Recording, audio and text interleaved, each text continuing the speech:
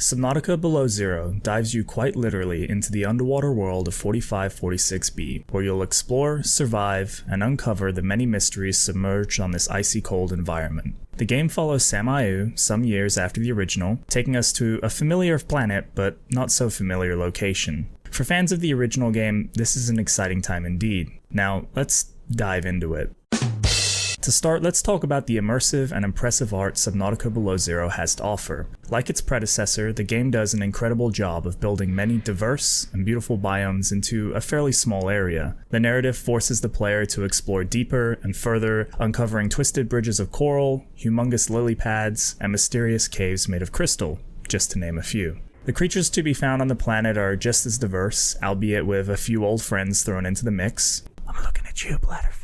Overall, Subnautica Below Zero again hits the mark with the world building here, though I will say it does feel less expansive as the original and a little bit more confined.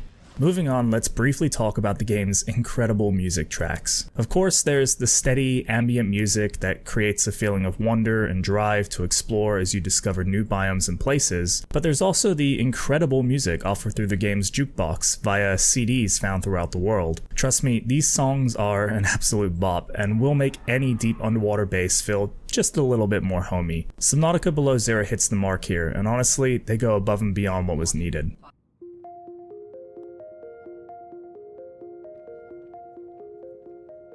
The gameplay of Subnautica Below Zero is extremely reminiscent of its older sibling. There are very few major changes to the overall experience to be found. Some more notable ones are the inclusion of more land-based objectives and travel, which the devs did a decent job of making feel somewhat fresh. Still, if you're looking for a dynamically big change here, you'll be a bit disappointed. Between crafting, travel, base building, and overall feel, Subnautica Below Zero feels a bit more like a DLC than an entire new game in this aspect.